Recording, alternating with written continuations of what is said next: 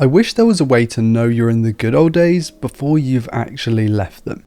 Andrew Bernard from The Office. That's a quote I reference to stay mindful of all the good things in life, and as trivial as that might sound, I think it applies to this phone. I'd argue that you need to buy one of these things before they stop making them, because it feels like this company is making moves to counteract all the good it's done down the years. This is a phone I didn't get on with at launch and I've since come to enjoy. It's certainly not perfect, but it's a bloody good option.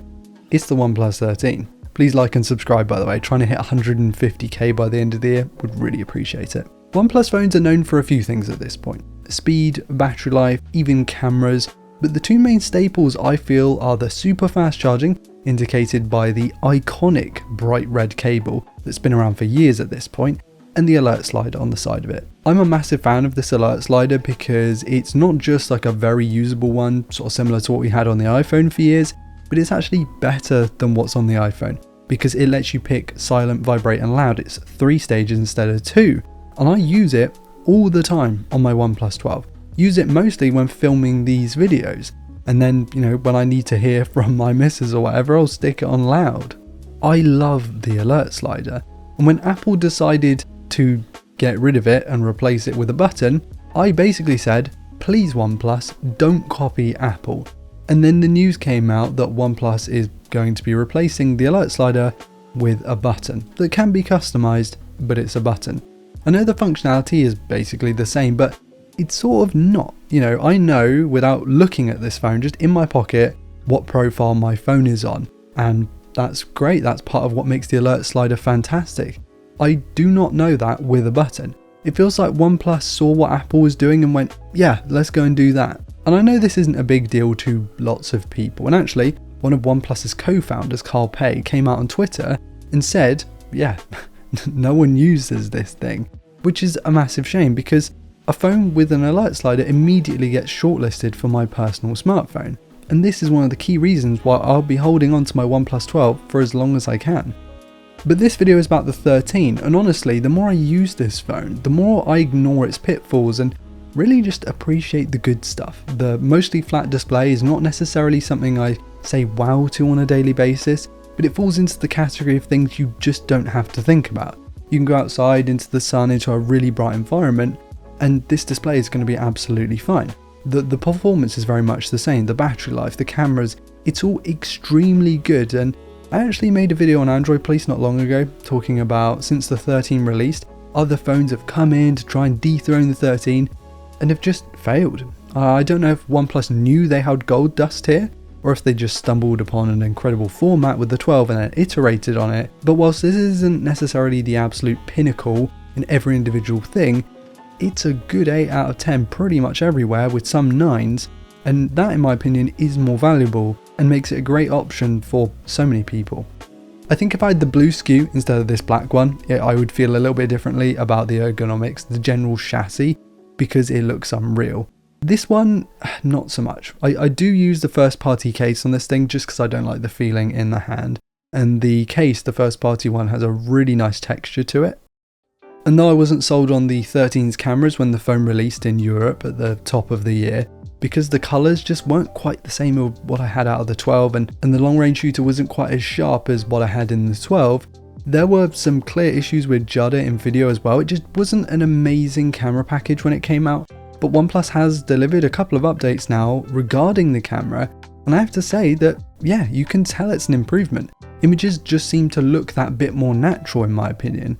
I'd love to hear your thoughts on this in the comments because I always value your opinions on these things, but what do you make of the OnePlus 13's cameras? I think anyone saying this is just another OnePlus camera just has absolutely no idea.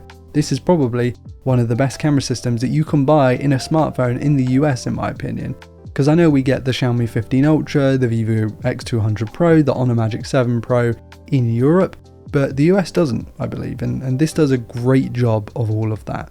I shoot a lot of my photos at 3 times, maybe the majority actually, and though I still dislike the AI zoom, so I just try not to pinch in beyond 10 times, up until that point, this thing is very impressive, and I would love to see a big sensor 3 times camera on one of the big 3 in the US. The colours and tones from this thing, I just feel are more natural and filmic than what we get out of Pixels, iPhones and Galaxies, and that counts for something in 2025, where Fujifilm cameras are sold out everywhere, and now film is back in fashion.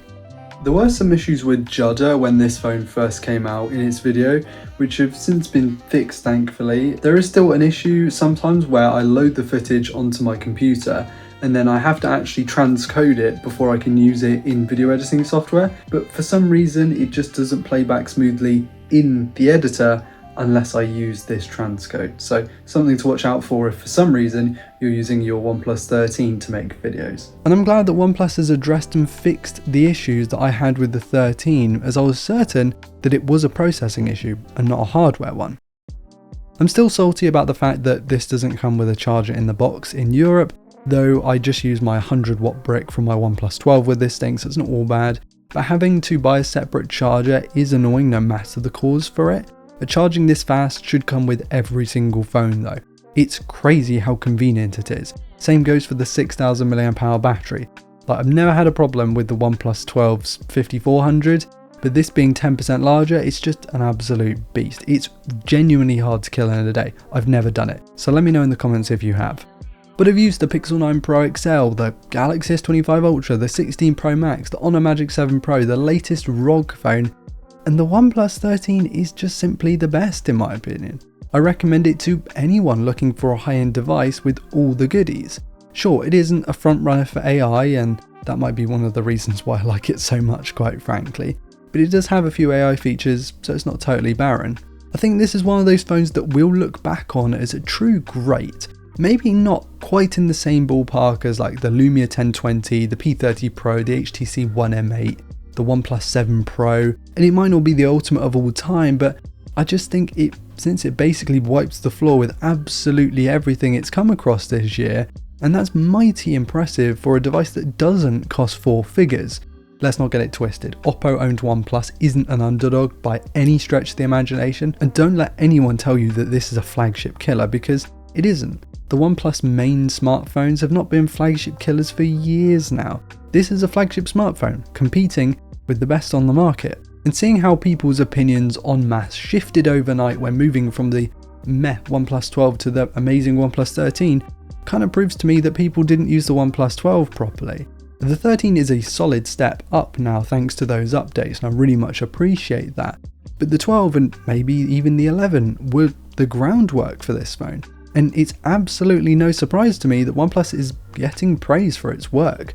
But with that alert slider being canned, them moving to ColorOS back in the day instead of staying with the original Oxygen OS, I do wonder if people making that decision really know their audience. The OnePlus 13 is the best Android phone right now, and I think we're living in those good times that Andy was talking about all those years ago.